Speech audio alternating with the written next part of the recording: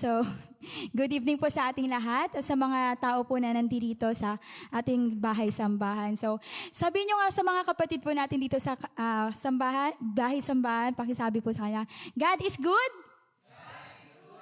And all the time? Ayan. So, the Lord is good and all the time talagang mabuti ang Diyos. God is good all the time. So, tayo po na nandito, ayan, patuloy po nating purihin ang Diyos para ma-exercise tayo. Awitin natin yung kaibuti ng Diyos. At sa mga kapatid naman po namin nanonood, maaari nyo po kaming sabayan or sabayan sa kinaroroonan nyo sa pag-awit namin. Hallelujah. Kantahin po natin kaibuti ng Diyos para maiba din, hindi lang para ma-exercise din ang ating mga buto-buto. Ayan. So, kaibuti ng Diyos, sing.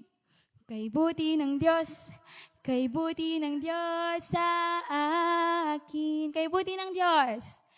Kaibuti ng Diyos, kaibuti ng Diyos sa iyo. Kaibuti ng Diyos, kaibuti ng Diyos sa Kanya. Amen. Kaibuti ng Diyos, kaibuti ng Diyos sa atin. Ipalakpak ang kamay at ikaw ay sabayan pa ng indak at sumayaw-sayaw. Pahayag mo kapatid na kaibuti ng Diyos, kaibuti ng Diyos sa atin. Ipalakpak ang kamay. Ipalakpak ang kamay at ikaw ay sabayan pa ng indak at sumayaw-sayaw. Pahayag mo kapatid na kaibuti ng Diyos, kaibuti ng Diyos sa akin. Kaibuti ng Diyos, kaibuti ng Diyos sa atin.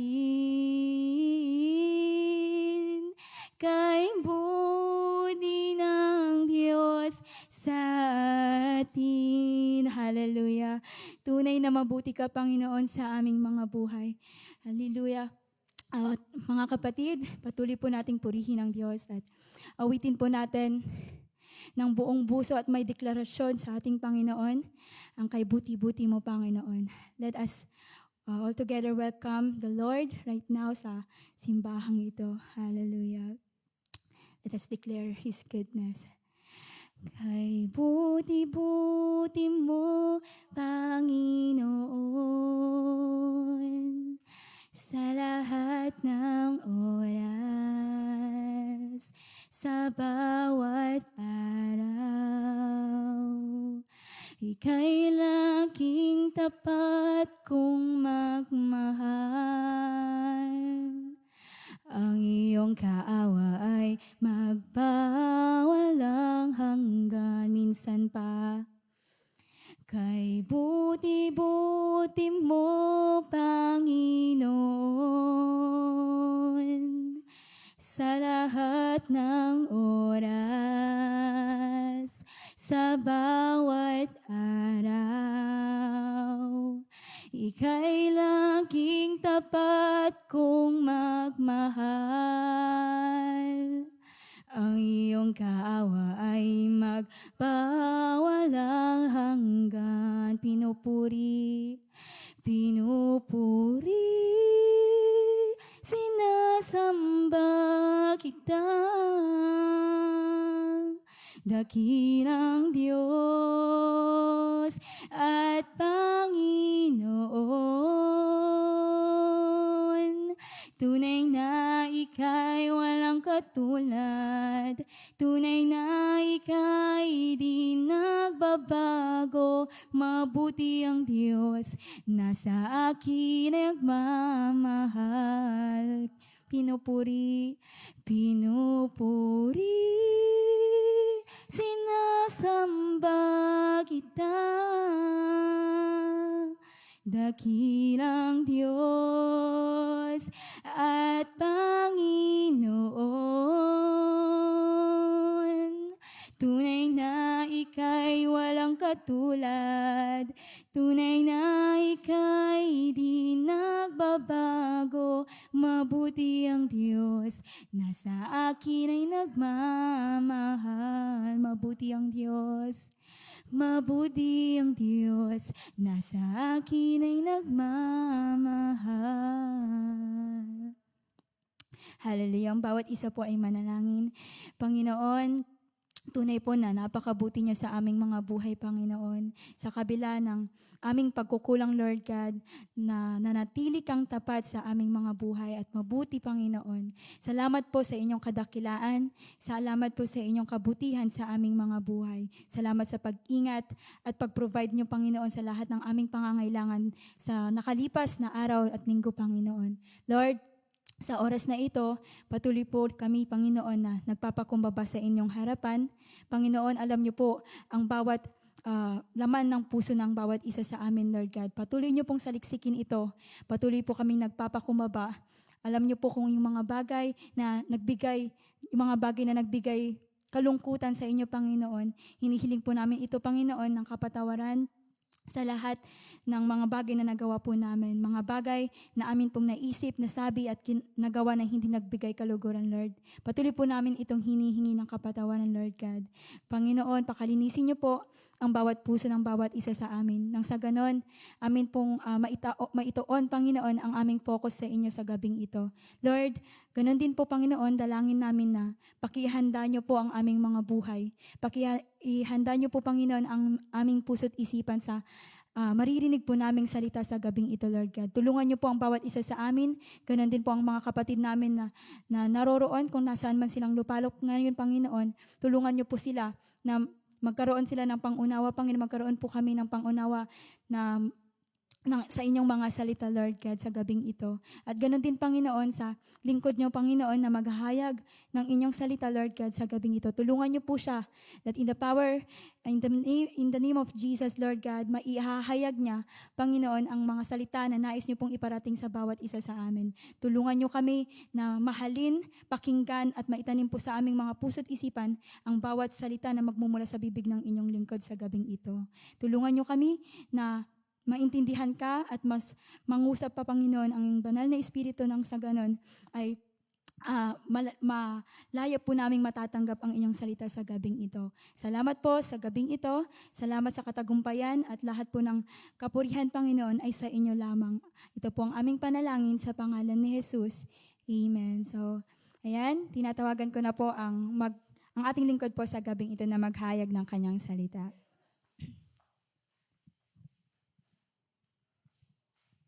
Ayan, so muli, magandang gabi po sa ating lahat and lalo na rin po sa mga kapatid po nating nanonood ngayon sa live stream natin. So, ayan, kinakabahan ako. Second time ko po kasing mag-share ng Word of God ng live and still nakakakaba pa rin talaga.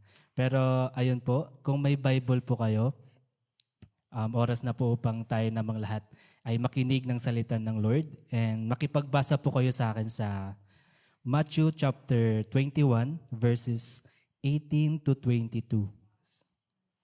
Ayan, so sabi niya po dito, early in the morning as Jesus was on his way back to the city, he was hungry. Seeing a fig tree by the road, he went up to eat but found nothing on it except leaves.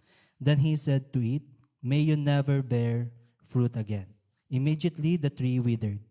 When the disciples saw this, they were amazed. How did the fig tree wither so quickly? They asked.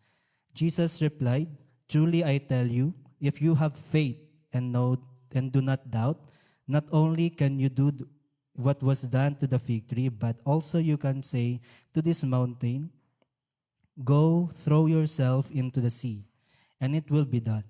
If you believe, you will receive whatever you ask for in prayer. So, ayan po. Ito po ang salita ng Panginoon. And if maalala nyo po, napahapyawan or na Sabi na rin po ito ni Sister Karen nung last na prayer meeting natin. And gusto ko po na mag-focus po tayo dun sa word na sinabi po dun na about believe and yung faith na sinabi po doon. Na if you believe and have faith, sabi po doon, di ba? So, ayun. So, let's define first what believe and what faith, ganyan. So, nung nag-search po ako, ang sabi po doon, faith means trust and loyalty. And sabi naman po sa believe is yung maniniwala kang totoo, true or honest, isang something, ganyan. So, ayun. And sa Bible, marami po tayong mababasa or maraming Bible characters na magpapakita ng isang nagpipray sila, they have faith and they believe. Una na po doon si David na kung mababasa po natin sa Psalms and sa Samuel, yung story po doon about David na where talagang sobra yung pagiging prayerful niya po dahil nga po nanganganib na rin yung life niya, something ganon. And he prayed for himself and the situation. Ayan.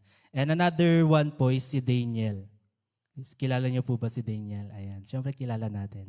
Siya po yung naitapon or tinapon sa lion's den. And nung tinignan nila ulit, di ba, buhay na buhay si Daniel. And we believe naman na talagang nag-pray siya. Nag-pray siya and he believed and have faith sa Lord na he will be saved, na hindi siya lalapain or kakainin ng mga lion na yan. And he also prayed then po for his people, kung mababasa po natin sa Daniel. And lastly, so tatlo lang po ibibigay kong example. Ayan, so na nagpakita ng about prayerful. Siyempre hindi mawawala dyan si Jesus. Ayan. So isa siya sa talagang dapat nating tularan when it comes sa praying. Kasi every day, walang mintis si Jesus, nagpipray siya. And with passion, with conviction and everything, talagang andun yung pagpipray ni Jesus Christ. So it is important talaga. Kasi si Jesus po mismo siya po mismo yung pinakita niya sa atin yung way ng pagpipray and tinuro niya kung paano nga dapat tayo mag-pray. Ayan. So, before we go back po ulit sa topic natin na believe and faith, let's tackle po muna, why do we pray to God? Ayan. So, may idea po ba kayo? Ayan. Ako na lang po magsasabi. Ako yung may notes dito.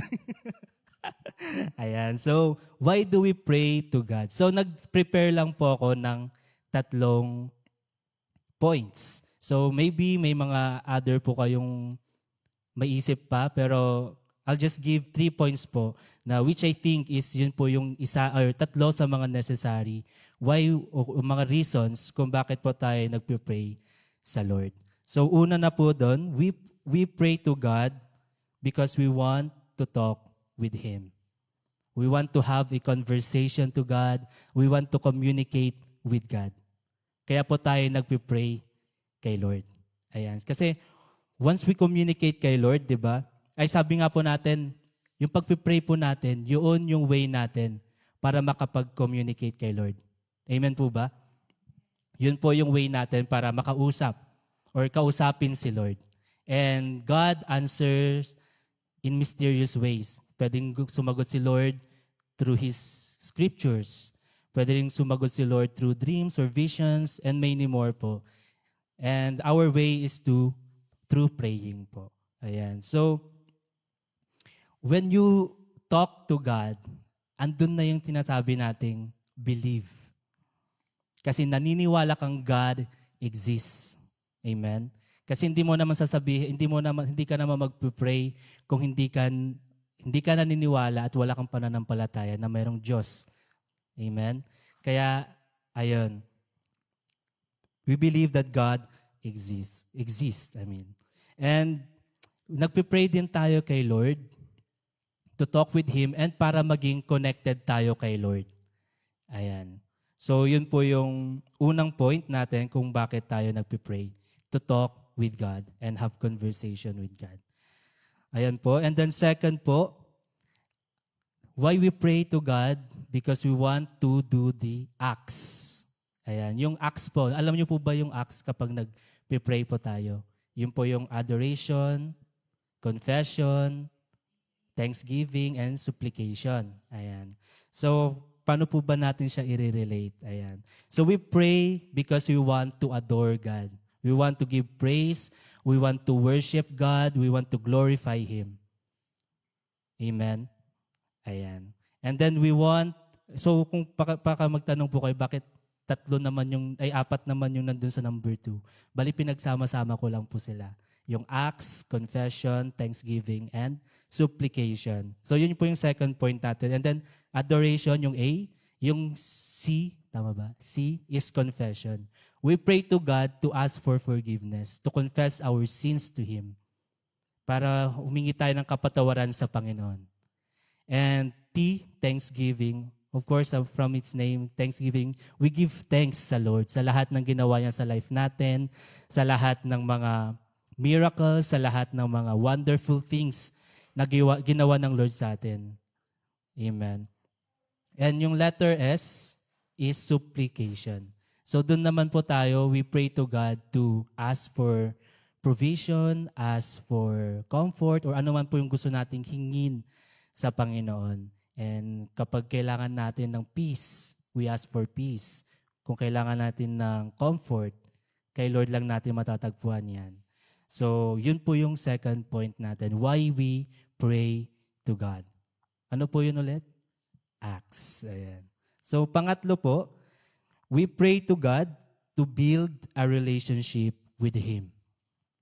Ayan. So, parang medyo malalim para sa akin. Ayan. So, to build a relationship with God.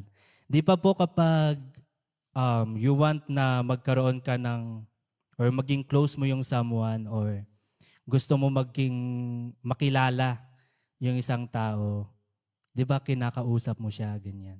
Di ba nagka-come up ka ng isang conversation para makausap mo siya. And as time pass by and talagang lagi na kayo nag-uusap, ang dami yun ang nalalaman sa isa-isa, doon nabibuild yung relationship nyo sa isa't isa. Doon kayo nagkakaroon ng relationship. So we pray to God to build a relationship with Him. We pray to God para mas ma-deepen pa yung relationship natin sa Kanya. We pray to God para mas makilala pa natin siya. And sabi ko nga po kanina, di ba, God, nag-a-answer siya through scriptures, through vision, ganyan. Pero kapag nagpipray tayo, we need to read His Word. Important na hindi lang tayo magpipray and then wala na. We must read the Word of God para naman, malay nyo andun yung sagot ng Lord. And di ba nga sa Bible, sa Word of God, doon natin siya makikilala. Dahil lahat ng about kay Jesus, kay Lord, andito sa Bible. So, ayun. Yun po yung 3 points kung bakit tayo nagpipray kay Lord. So, una po, we pray to God because we want to talk with Him. Pangalawa po, we pray to God to do the acts. And lastly po, we pray to God to build a relationship with Him. Ayan. So bakit ko nga po ba sinabi or na-share sa inyo kung bakit natin dapat malaman kung bakit po tayo or why we pray to God. Ayan. So una po dapat kasi we know kung bakit nga ba natin or bakit nga po tayo nagpipray kay Lord at kung sino yung pinagdadasalan natin.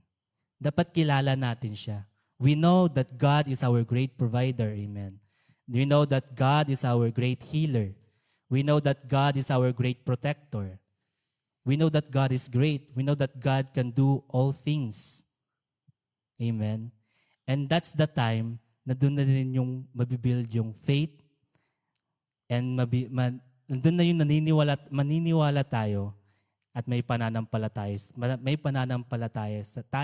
tayo sa Kanya. Ayan, so kung sinabi po kasi ito sa cell group or devotion po namin sa music team na sinabi po doon, pwede kang maniwala or pwede kang maniwala or believe kahit walang pananampalataya. So for example, naniniwala kang may Diyos, pero wala kang pananampalataya sa Kanya. Naniniwala kang nag-i-exist siya, pero okay, nag-i-exist siya, parang ganun lang. Pero kung may pananampalataya ka, ibig sabihin po nun, naniniwala kang may Diyos. Hindi pwedeng may pananampalataya ka, pero hindi ka naniniwala. Kasama na po yon. Once na may pananampalataya ka sa Panginoon, naniniwala kang may Diyos. At naniniwala ka sa lahat ng kaya niyang gawin. So dun nga po dun sa passage po natin na binasa, sinabi po doon ni Jesus na sa verse 21, Jesus replied, "Truly I tell you, if you have faith and no doubt, not only can you do what was done to the fig tree, but also you can say to the mountain, go throw yourself into the sea, and it will be done." Sa verse 22, sinabi niya po doon, if you believe, you will receive whatever you ask for prayer. Amen. So we must have faith in God and believe that He can do all things. That He exists and He is our only true God. Amen. Ayan. So, ayun po. Yun po ang salita ng Panginoon. So let's always believe and have faith sa ating Diyos. Yun lamang po.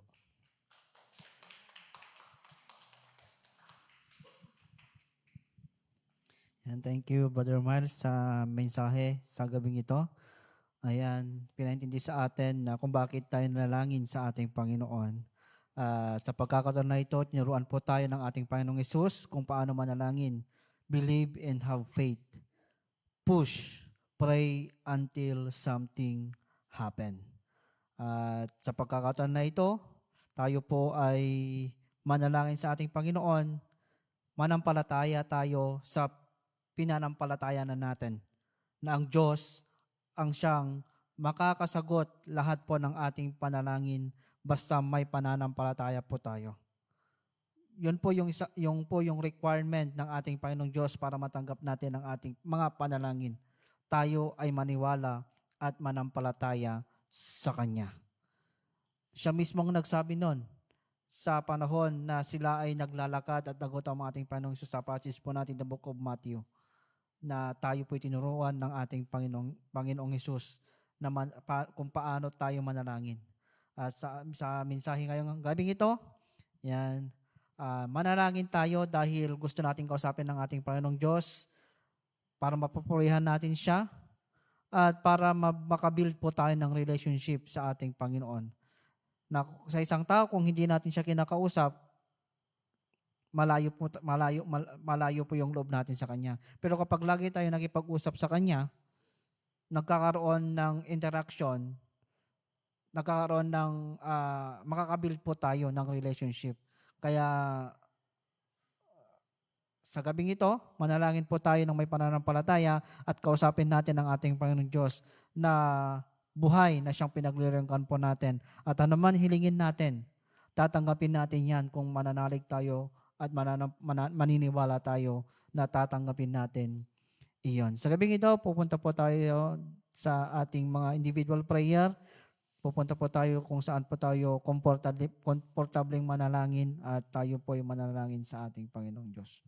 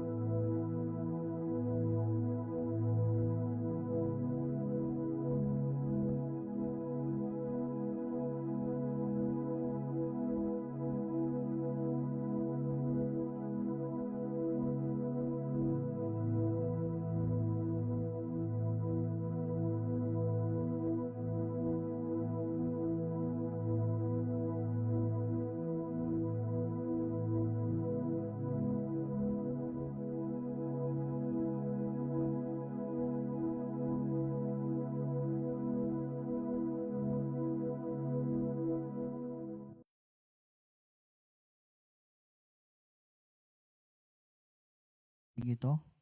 Dadako po tayo sa ating prayer request.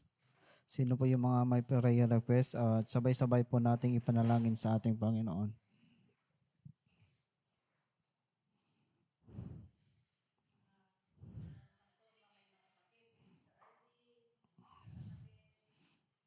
Yan, pag-pray po natin, yung mga kapatiran po na may karamdaman ngayon, si Sister Annabel, Sister Arlene, si Sister Luisa,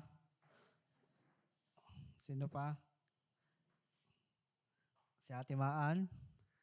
Yan, sino pa po?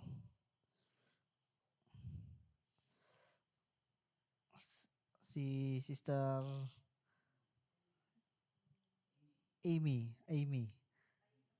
Si Brother Tyrone at si Brother Vincent. Pag-pray po natin sila.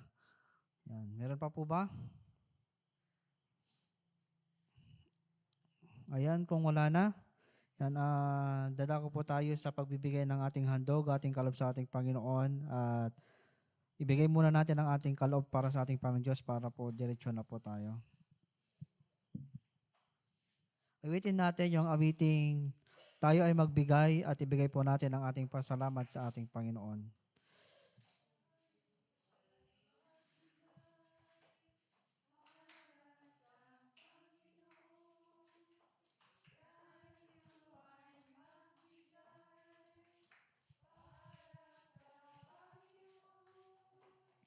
Purihin ang Diyos, pasalamatan siya na may kagalakan sa puso. Hallelujah. Tayo po yung manalangin. Ama naming Diyos, sa dakila sa oras pong ito, kami, Panginoong Diyos, ay patuloy na lumalapit sa iyong banal na harapan at patuloy na nagpapakumbaba, nagpapasalamat sa iyong kabutihan sa buhay po ng bawat isa sa amin. Itinataas po namin, Panginoong Diyos, ang aming mga kapatiran, Panginoong Diyos, na may nararamdaman sa oras pong ito, na may karamdaman. Na pangalan po, Panginoong Diyos, ang mga kapatiran po namin sa oras pong ito. Kilala mo po sila, Panginoong Diyos, Sister Maan, Sister Amy, Panginoon, Sister Annabel, Sister Arlene, Panginoong Diyos, si Brother Tyrone, complete recovery, Panginoong Diyos, kay Brother Vincent, Panginoon. Lord, sila, Panginoong Diyos, ay patuloy na itinatas po namin sa iyong harapan. Kung meron pa, Panginoong Diyos, na miyembro ng iglesyang ito na may karamdaman, o miyembro po ng aming pamilya, Panginoong Diyos, Lord, itinatas po namin silang lahat sa iyong harapan. Lord, ipuin mo po sila na yung mapagpalang kamay, iparanas mo po ang iyong kapangyarihan na nagmumula sa iyo, Panginoon, at maranasan po nila ang kompletong kagalingan na nagmumula sa iyo, Panginoon. Lord, salamat, dalalang po namin sa oras ding ito, Panginoon. Ang kanilang karamdaman ay unti-unting gagaling dahil ipaparanas mo po ang kagalingan sa kanilang mga pisikal na katawan, Panginoong Diyos. Naniniwala po kami, Panginoon, ikaw ang Diyos na manggagamot po namin, ikaw ang Diyos na siyang patuloy na magbibigay ng kalakasan sa bawat isa sa amin, Panginoong Diyos. Salamat sa kagalingan na yung ipagkakalob sa kanila. At tinatas din po namin, Panginoong Diyos, ang aming mga pastor, Panginoong Diyos, si Pastor Grace, Pastor Pader sa iyong harapan. Lord, patuloy mo silang pagpalain, tulungan, pagkaingatan, palakasin, protektahan, i-provide ang kanilang mga pangangailangan at sa kanilang ministry, Panginoong Diyos, na pinagkalob sa kanila, patuloy mo silang gamitin, Panginoong Diyos, upang mas malawak pa ang kanilang mga ministry na yung pagkakalob sa kanila at mailid po kami, Panginoong Diyos, patungo sa iyo, Panginoon, at patuloy mong sagutin ang kanilang mga desire sa kanilang mga puso, sa kanilang mga panalangin sa iyo, Panginoon. Patuloy mong sagutin ito. Ano man, Panginoong Diyos, ang kanilang mga pinagdaraanan, alam mo po ang kanilang mga problema, Panginoong Diyos, sila rin sa buhay. Lord, tulungan mo po sila upang malampasan po nila ang mga problema, Panginoong Diyos, na siyang pinagdadaanan po nila. Patuloy mong silang tulungan, pagpalain, Panginoong Diyos, at patuloy na ikaw ang siyang manguna, mag-lead sa kanila, Panginoon. At sa aming mga members, Panginoong Diyos, sa church na ito, lahat po kami mula sa pinakabata hanggang sa pinakamatanda, patuloy mong tulungan din, Panginoong Diyos. Patuloy na palakasin ang aming pananampalataya. Patuloy na patibayin ito, Panginoong Diyos. Patuloy na tulungan mo po kami sa panahon na kami nahihirapan, sa panahon ng problema, Panginoong Diyos. Patuloy na i-remind mo po sa bawat isa, nandyan ka lagi na siyang patuloy na gumagabay buhay, nag-iingat at nagbibigay ng kalakasan upang mapagtagumpayan po namin ang bawat problema po namin sa buhay. Alam po namin, Panginoong Diyos, na sa bawat problema po namin ay patuloy, Panginoong Diyos, na magagamit ito upang mas tumibay, mas mapapatatag ang aming pananampalataya at mas magtitiwala po kami sa iyo, Panginoon. I-provide mo ang aming mga pangangailangan, patuloy mong pagpalain ang lahat po ng aspeto ng aming mga buhay at ipinagkakatiwala po namin ang buhay po namin sa iyo at ang aming pamilya, Panginoong Diyos. Patuloy, Panginoon, na ikaw ang siyang manguna, mag-lead sa amin, Panginoong Diyos. Tulungan mo po kami na magampanan po namin ang tungkulin po namin sa iyo, Panginoong Diyos. Sa bawat ministry, Panginoong, pinagkaloob sa bawat isa sa amin, ay patuloy mo kaming tulungan, pagpalain, Panginoong Diyos, at gawin mo po kaming daluyan ng pagpapala sa bawat taong nakakasalamuha po namin. Panginoong Diyos, patuloy mong pagpalain ang bawat anak mo sa lugar na ito at makita, Panginoong Diyos, ng bawat isa sa amin kung gaano mo kami pinagpapala at tinutulungan at makita diyan sa labas, Panginoong Diyos, na ikaw ang Diyos na siyang pinaglilingkuran po namin na hindi nagpapabaya at patuloy nagtumutulong sa bawat isa sa amin, Panginoon. Salamat, Panginoong Diyos. Salamat po, Panginoon. At tinatas din po namin ang mga kapatiran po namin na wala man sa amin, nasa ibang lugar, nasa ibang bansa, nasa barko, Panginoon Diyos. Nasaan man sulok sila ngayon, Panginoong Diyos, na mundong ito. Lord, patuloy mo din silang tulungan. Patuloy mo din silang pagpalain ni comfort, Panginoon. Patuloy na palakasin ang kanilang pananampalataya. Patuloy, Panginoong Diyos, iparanas mo po ang masaganang pagpapala sa kanila at patuloy mo silang i-remind, Panginoon, na wag nilang walain ang kanilang pananampalataya sa iyo at patuloy, Panginoong Diyos, na i-remind mo po sa kanila na andyan ka lagi na patuloy na tutulong sa kanila sa lahat po ng kanilang ginagawa. Sa lahat po, Panginoong Diyos, ng mga suluran po nila, andyan ka lagi na siyang patuloy na tumutulong sa kanila. Sa gabing ito, Panginoong Diyos, alam ko po, Panginoon, na ikaw ang patuloy na tutulong sa bawat pamilya, bawat isa sa amin na yung anak sa lugar na ito. At sa mga outreaches po namin, sa mga Bible studies, sa mga services po namin, sa pang Sunday service, Sunday school, Panginoong Diyos, lahat po ng aming activities, Panginoong Diyos, sa church na ito, dyan sa labas, Panginoong Diyos, sa mga outreaches po namin. Lord, patuloy kang kumilos sa aming kalagitnaan, patuloy mong iparanas ang iyong banal na Espiritu sa amin at patuloy na maranasan po namin sa bawat pagtitipon po namin ang iyong Espiritu at patuloy, Panginoong Diyos, na maranasan po namin ang iyong presensya sa aming kalagitnaan. Patuloy, Panginoong Diyos, na ang bawat taong uma-attend sa bawat serbisyo, Panginoong Diyos, ay patuloy na mapapalakas ang pananampalataya at merong maliligtas sa pamagitan ng iyong mga salitang may papahayag ng iyong mga lingkod, Panginoong Diyos. Patuloy kang kumilos, patuloy mong pagpalain ang bawat mga anak mo, Panginoong Diyos, na ginagamit mo at patuloy, Panginoong Diyos, na maranasan po ng bawat isa sa amin ang iyong presensya sa bawat buhay po ng bawat isa. Salamat, Panginoong Diyos, sa gabing ito. Salamat, Panginoon, sa pagkakataon na ibigay sa amin. Bawat isa na nandirito, sa mga nanonood online, Panginoon Diyos, na nakisama sa amin sa prayer meeting na ito. Narinig mo po ang aming mga panalangin. Napakinggan mo po ang aming mga panalangin. Sa gabing ding ito, Panginoon Diyos, naniniwala po kami na ikaw na po ang kumikilos sa bawat panalangin po namin. Salamat sa kasagutan.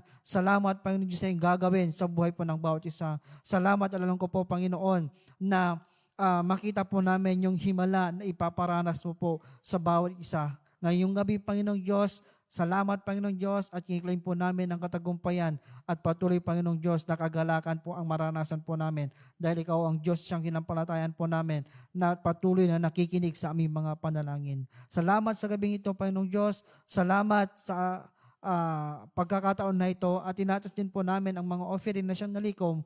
Pagpalain mo ito, Panginoon, na magagamit po si kalalawak na iyong gawain at patuloy na pagpalain ang bawat kamay na nagbigay, Panginoong Diyos, at maranasan po namin ang pagpapala na nagbumula sa iyo dahil ibinigay po namin ang aming mga pasalamat at ang aming mga ikapo sa iyo, Panginoong Diyos. Salamat, Panginoon. Salamat sa gabing ito, sa aming mamaya, Panginoon. Lord, patuloy mo kaming bigyan ng kapahingahan at patuloy, Panginoong Diyos, na maranasan po namin ang iyong tulong at patuloy, Panginoong Diyos, na maranasan po namin ang kapahingahan na nagmumula sa iyo. Salamat, Panginoong Diyos. Ito po ang aming dalangin sa pangalan ni Jesus. Amen and Amen. Magandang gabi po sa bawat isa sa atin.